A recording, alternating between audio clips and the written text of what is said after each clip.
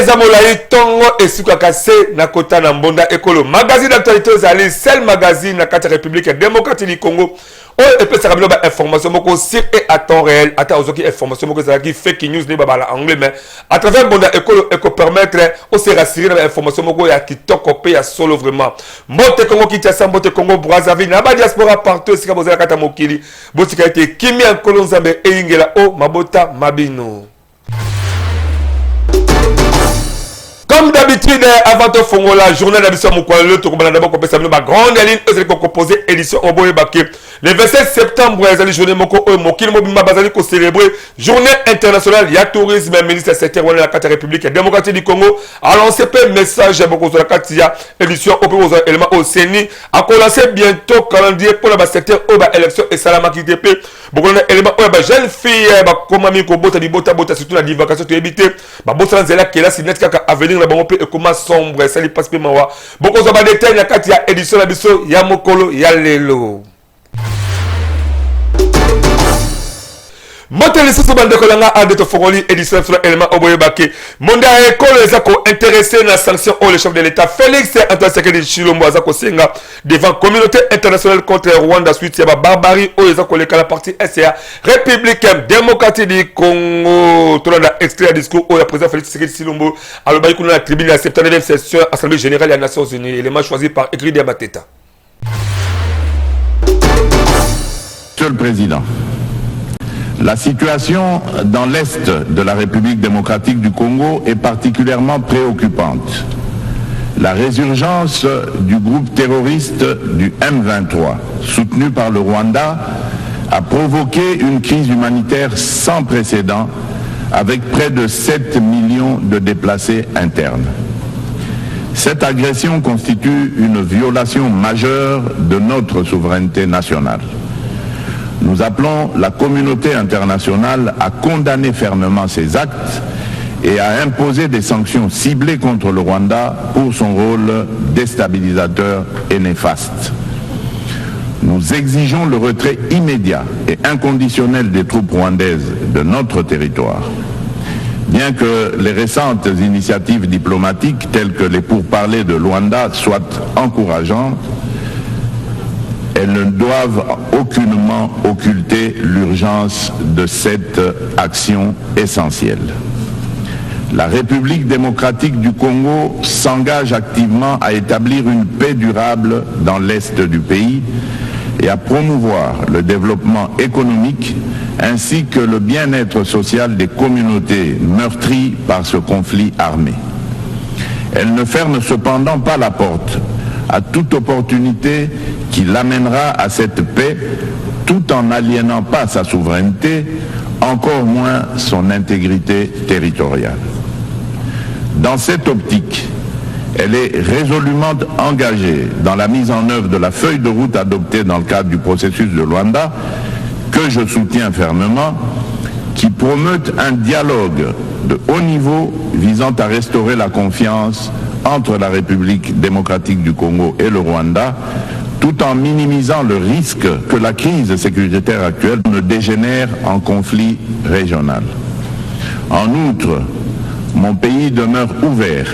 à toute autre initiative de nos partenaires qui concourrait à l'atteinte de cet objectif noble de paix. Là où comme Sabine Ngonda Bassomer Boyebake, Mokil Mobimba Baza qu'on célébrer date le 27 septembre, journée mondiale du tourisme, où la carte République démocratique du Congo, sur le colonel thème qui tourisme est appelé en la carte République démocratique du Congo, ministre en charge du tourisme, a bêté la mon élément choisi aussi par Écrit de Mateta.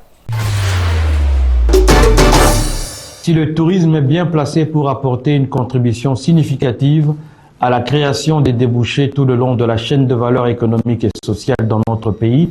sa transversalité et son potentiel de viabilité sont une opportunité inouïe pour la redynamisation du secteur comme un puissant vecteur de paix. C'est dans cette perspective que, se basant sur le thème de la Journée mondiale du tourisme 2024, à savoir tourisme et paix, mon ministère tient à mettre en synergie le concept des villages touristiques et le projet de développement local PDL 145 en vue de mettre en exergue les potentialités, les atouts et surtout les opportunités d'investissement et de création d'emplois dans les 145 territoires de la RDC. Considéré sous d'autres cieux comme un secteur à forte intensité de main-d'œuvre et de création de richesses, le tourisme paraît à ce jour insuffisamment exploité dans notre pays. Il est pratiquement à l'état sommaire, alors qu'il peut bien se positionner sur le marché mondial du tourisme comme une vraie destination aussi attrayante qu'authentique et exceptionnelle. Alors que l'on visite certains pays, la RDC se doit d'être explorée car elle offre plusieurs destinations. Plus qu'une fin en soi, le tourisme est donc un moyen pour les Congolais et les Congolaises de se réapproprier leur pays d'une part et de se relier avec le monde d'autre part. Mesdames et messieurs, le secrétaire général des Nations Unies, dans son message à l'occasion de la Journée mondiale du tourisme 2024, affirme que le tourisme élargit les horizons car chaque voyageur peut devenir un ambassadeur, s'engager respectueusement auprès de la population locale, reconnaître notre diversité et notre humanité commune, ainsi que les valeurs qui nous unissent tous. Cela peut contribuer à réduire les tensions et à favoriser la coexistence pacifique. Notre souhait est que chaque Congolais et chaque Congolaise, où qu'il soit, devienne l'ambassadeur de la destination RDC afin de restaurer notre fierté. Ensemble, nous pouvons exploiter le pouvoir du tourisme pour promouvoir la paix et la prospérité pour tous. Première session technique mixte entre République démocratique du Congo et Soudan du Sud et Banda qui depuis Mokola jeudi le 26 septembre 2024 à la ville province de Kinshasa avec objectif Yakocha cadre moko juridique pour nous permettre gestion de la frontière entre ces deux pays là. Tous les éléments au signé encore Wilfried Samba et écrit de Mateta. Mwana Congo boye bake basanganaki na bolingo nyonso ndenge kaka boza komona awa ezande VPM ya intérieur mwana mboka Jacquemain Chabani oyo afongolaki mokolo ya jeudi le 26 septembre 2024 awa la ville province ya Kinshasa première session à commission technique mixte ya matière de frontières entre République démocratique du Congo na Soudan du Sud. Ba travaux oyo bondi melangai ke ezana cadre ya ko gérer ensemble ba frontière ya République démocratique du Congo na Soudan du Sud. Esengeli ba ke mikolo oyo ezakoya e kosenga cadre moko juridique oyo et la création na fonctionnement ya commission technique na oyo etali ba matière ya frontière entre les deux pays pe calendrier moko conjoint et kozala élaboré pour la signature ya protocole d'accord entre ba responsable de la sécurité des deux pays. Donc la République démocratique du Congo na ya Soudan du Sud. La tâche essentielle de la présente session est la mise en place d'un cadre juridique portant création et fonctionnement de la commission technique mixte en matière de frontières entre nos deux pays. Après cette étape, une date sera fixée en vue de la signature du dit cadre avec mon homologue chargé des frontières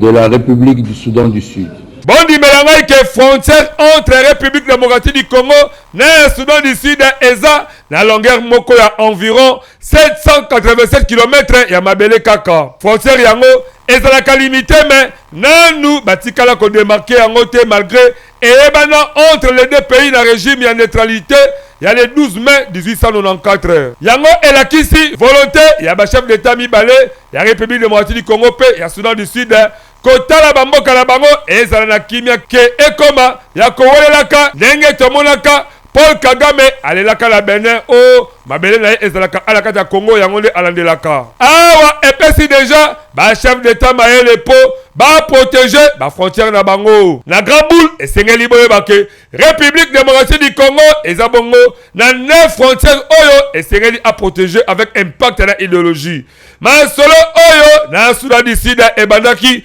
depuis mokolo ya jeudi le 26 pe ekosila bongo mokolo ya vendredi le 27 septembre 2024 yango pe biso tobetisika kambonda Denis Kadima, président Seni, na délégation de Bazalaki, na séance de travail na chambre basse, parlement et pas moi Mboka, Vital Kamere, objectif Ezalaki à Kolobela, ba processus électoral, oyo tilelo nanu etikala ko salemate, sali passe pe matozo, élément OPD basonela moi Mboka, Vital Kamere en tout cas je crois très bien basonela Sophia Kitoko, ils ont mis la carte à élément oyo.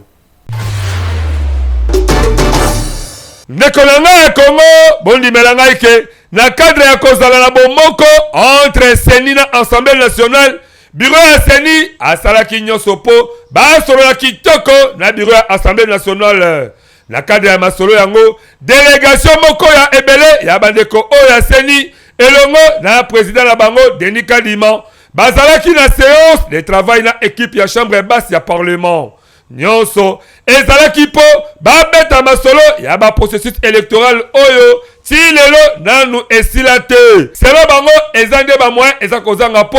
mwana mboka Denis Kadima ye moko abetelaki yango bonda bo liboso ya caméra ya mbonda ekolo magazine d'actualité. Une visite de courtoisie. Vous savez que la CENI est l'émanation de l'Assemblée nationale. Maintenant qu'il y a une nouvelle équipe, il fallait bien qu'on vienne pour faire le point. D'autant plus que nous sommes à mi-parcours depuis que nous avons commencé. On est vraiment au milieu de notre mandat. Il fallait venir faire le point sur le processus électoral, mais aussi sur toutes les questions pendantes. Il fallait en discuter et c'est ce qu'on a fait. Le président de l'Assemblée nationale a précisé que bakalokola ya ba conseillers communaux ezako évoluer kitoko na niveau ya gouvernement po na prise en charge na bango mais oyo ezako beta mbonda makasi ezako senga Seni azo ba moyen ya ko organiser ba élection ya ba bourgmestre na ba commune pe kotala bisika misusu lokola ba masimanimba ya koma ba élection esalema po bango pe bazana droit ko voter yango be biso to beti sika kambonda. Beaucoup pour les éléments signés Israël Kaneno. Autre chose maintenant, tu mets ma sola au Italie qui est Bango Bazali, champion la au Italie social à la carte République démocratique du Congo Zali Bongo, Fondation Jonathan Sango à travers FJS devise. Si vous allez continuer la session congolais par jour pour permettre la fin de l'année, aussi pour la question que le longo yono ali botana yo.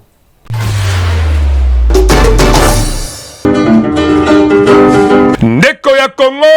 papa, maman, élégué. Tangu esi ebelemi yo moto oyo ozali kolala la pongi lamukapo omona misala kitoko Fondation Jonathan Sango azako sala à travers ba service na ebele oyo ezana kati ya fondation yeba ke na Fondation Jonathan Sango à travers FJS devise na 500 francs ya pamba par jour et kosala ke na suka mvula yona libota na mobimba bolia bomela pebo fete kitoko tala ba oyo ba pesaka confiance na Fondation Jonathan Sango ba fete kitoko vula oyo euti kosila nde biso ba mama to sepela ki to sadere na kati to komi ko pesa mbongo chaque jour nde moto na moto ndenge ya sepela ko pesa avantage nange ezali parce que na musala nanga ezo sala mo makambo ebele muta omona kake biloko eza mibale misatu na mesa biloko mukebo eme na sima nango makambo ebomba ma ya mwami réunion oyo ya fondation pona mona baninga nde bakotaki basali bazwi biloko ya ngai pe na bakinga pe fona meka na pe na kota yango na koti nde na moni ekende bien ebongo na cadre ba formation wana kutu lala na yo pongi ya babebe po ba formation eza ebele lokola make-up na misala ya ndenge na ndenge na oyo etali kozwa mosolo pona yo moto ya mombongo dimela ngai ke soki kaka okoti kuna nyonso ekozala. Je vous informe que soki yo telemite mususu azate biso nde to bana ya Congo yo nanga tokosala ke tozala bien. Tangu tolobaki na projet FJS devise kuna tolobaki bongisa bonane ya bana pona yo mutu ya tembe yaka le 24 décembre ya même année otozali yaka yo moko omona bimona meso ekosala yo bien pona kozo bango dimela ngai ndeko ya Congo benga bango kaka na ba numéro oyo pe bakoyamba yo avec impact pe na idéologie na Fondation Jonathan Sango pona nyonso ya social yeba ke oza mobimba Fondation Jonathan Sango yonde mosungu ya peuple congolais Fondation Jonathan Sango Congolais animio avec impact dans l'idéologie ébake. Misala na yo et monani. Tous on a les sous na intérieur à boyebake mon amboka chaque semaine Chaban a sollicité à comme ma sécurité na bisika oba élection et salema quitté puisque seni ata presque après ya conseil ça ba élection na ba point wana ya République démocratique du Congo ba solaki na mon amboka chaque semaine Chaban pour la ba au Italie fichier électoral tous accord élément au signé mon amboka Yannick Kaloso. qui concerne les élections locales, là aussi, il faudra qu'au niveau du gouvernement, qu'on puisse résoudre un certain nombre de problèmes, notamment le financement et tout ça. Mais au moins, nous voulons avancer un peu plus systématiquement, qu'ils ne vont pas aller aux élections sans qu'il y ait la police. Vous savez que c'est une compétition, tout le monde veut gagner, il faut qu'il y ait de l'ordre. Il fallait faire le point de la situation avec le VPM,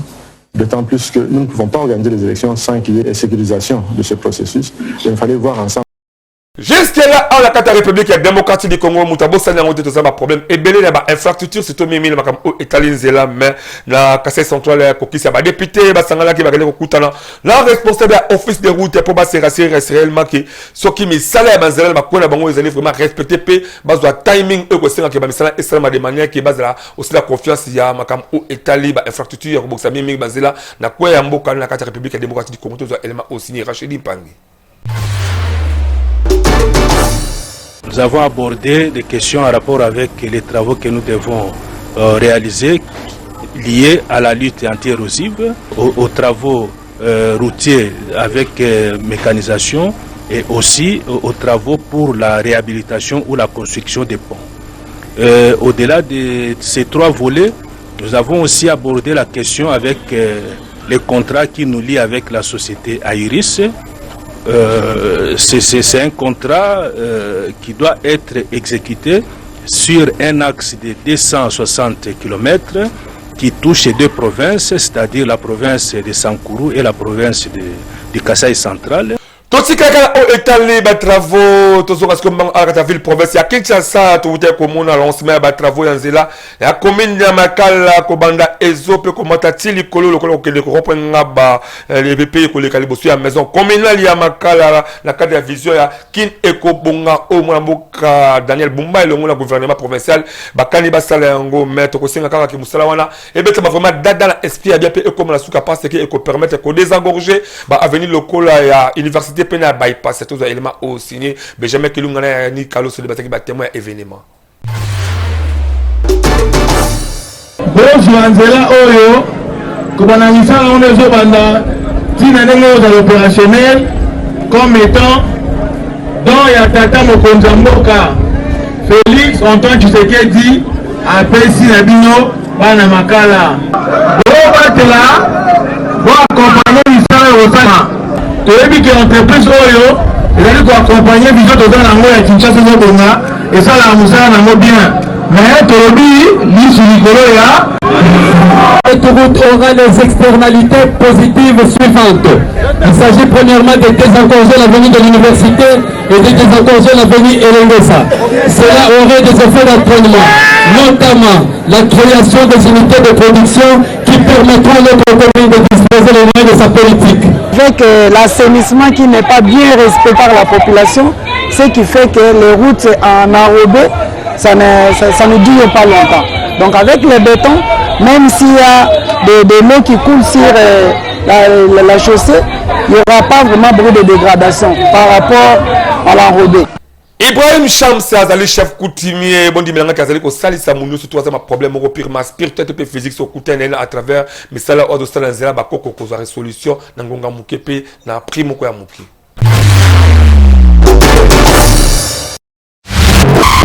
Mbote bankolo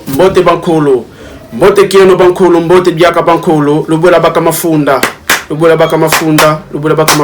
mbote na bino bisika banso bozwami ezangaye le coutumier suprême le coutumier de la nation Mala Ibrahim Shams Baplan nazali moko ya ba coutumier oyo bankoko batindi pona service na bino bantu, c'est-à-dire ba makambo nyonso to ba problème nyonso oyo batu bazana yango problème ozana yango ya kimosuni to problème ozana yango ya molimo nde yango bankoko batindi ngai na ya awa pona ya kotalisa bino ba problème nyonso oyo bino bozana yango nde na ba kopesila bino yango solution lokola bato o bazana problème itali mosolo ya finance ba ope bazana ba problème na bandako na bango ya bolingo mabala tozoyeba kosungela bato basi to mibali koyeba kosunga bango pona mabala. Et puis mosala ba o bazana posa ko luka mosala to ba o bazana posa ya promotion ne toujours ba ko sungela ngo bato ba musu bazana ba masque de vieillesse ba o bazana posa ya bankodia to ba ko sunga bango na yango ba o bazana posa ya ba domination oza la pasteur ono so bazana katia art ba o basala ka art ko pesa bango succès ba koma na ba niveau o bango balingi tozali ko pesa solution na pouvoir ancestral. Quelle que soit grandeur, il y a problème to likambo oyo ozana yango soki o contacter biso bakoko bakopesa yo solution soki ozuli baku ya kolanda ngai o contacter nga na ba numéro nyonso ezawana na barre d'écran tango contacter nga okoyeba kozwa solution ya makambo oyo ozana yango ezalaki ya bino le coutumier Mala Ibrahim Shams autrement dit ba plan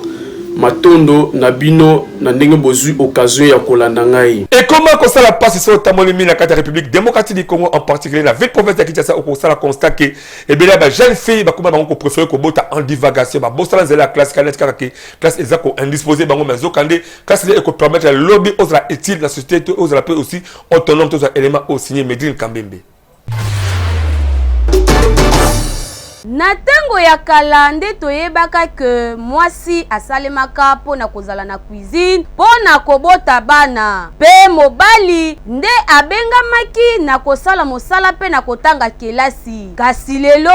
elongo na modernisation mwasi pe bapesa ye opportunité ya kotanga pe ya kosala musala ensemble na mobali ya kokamwa ezali ke awa na République démocratique du Congo plus précisément na ville province ya Kinshasa ba jeune fille ebele babosana na bango nzela ya kelasi kasi bakoma kolinga na bango kobota po yango nde ekoma distraction na bango ya makasi. Okomona ba jeune fille ebele kitoko na nzela pe okokanisolobi atonda mayele mingi ba jeune fille ya 12, 15, 16, 17, 18, 20 ans okokanisa on dirait bana oyo bakendaka kelasi nzoka nde bakendaka te me kasi bakendaka na bango kotambola bitambola nyonso wana kaka pona koluka bana tango biso mbonda yekolo tokitaki na terrain boyo kandenge ba mama pe ba papa ebele babetisaki mbonda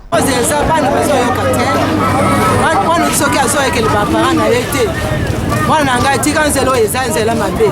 tanga classe aso boyo te puis na yeza nikola linka ba mibali ko bimeli banda kola le banda zo bota ka oya zo bana sa zo ngo sibo ba para to sango na waza mwana na zo pesa ya tala batangulo ka bo banda bo sala kimia ozana kimete ozaka sho sibo bota kaka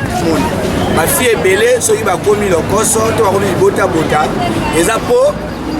akomolanda iPhone na kabelo bakomi kolanda ba iPhone na kabelo ndeko motinda bango bazwa bazemi oyo eza ayebi kutata te fille moko omonaka 4 mibali 5 mibali bafille mosusu basente azoyeba pe tata te mpona nini alandaki elengi ya iPhone kabelo okotasomba lipapa okotasombela ye boye okotasombela ye boye yango mosala bafika bota pamba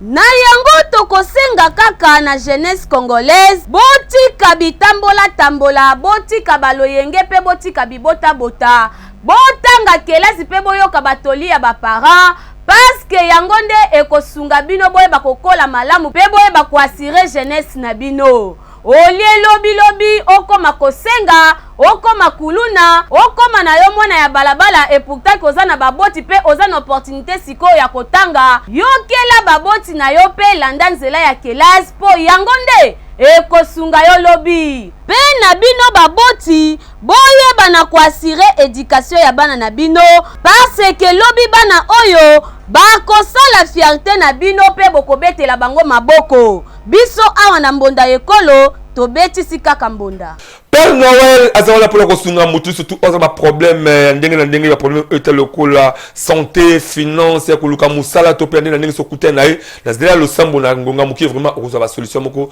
ya kitoko tout ça élément au signé Rachidi Mpangi.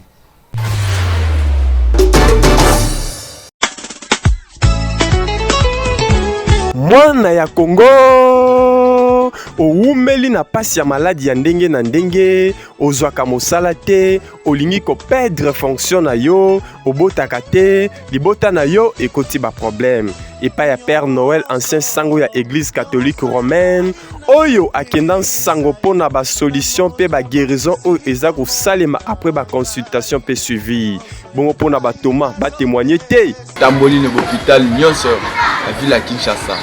na ju guérison te baye ko sinane baye ko yebisanga eza na prophète de la nation Papa Noël nake kuna abondeli pona nga aye ko loba ozana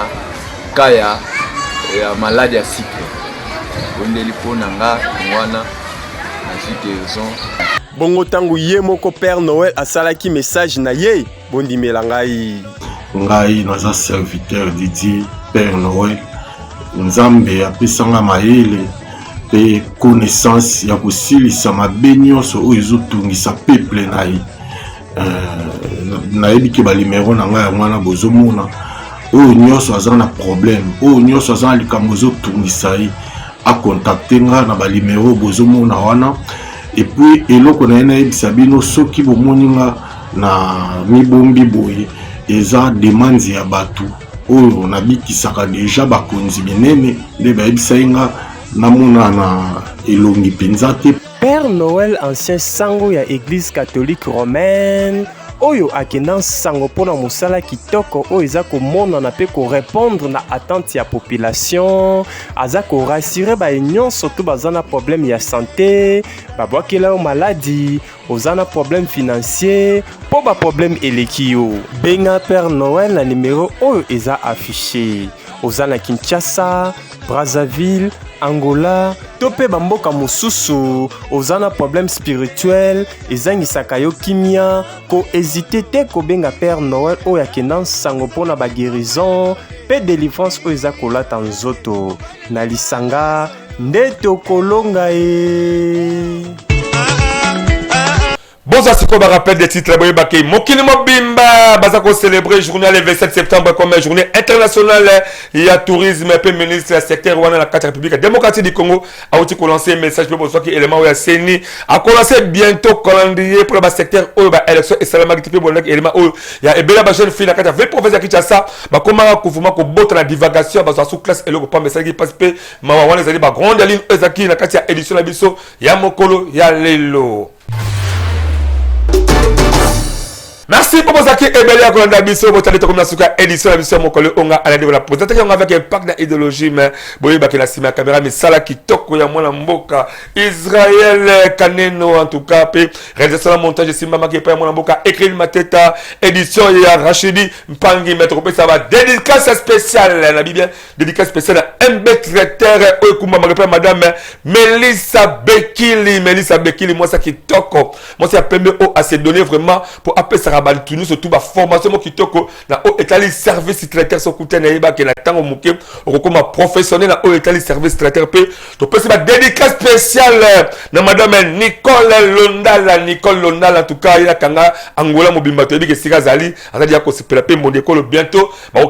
ko visiter Angola grâce à maman Nicole Londala en tout cas Zambé abaksela ya mingi esika ozali mais ça toujours bino bon continuer ko s'abonner massivement la chaîne YouTube la mode école officielle pour activité la bino bobenga biso to kisa ba caméra la biso avec ba caméraman professionnel pour ba couvrir ba événement la bino ba mariage ba anniversaire ba politique et toute la religion nyonso école canal ba chaîne partenaire au monde école Sara Moussala avec impact et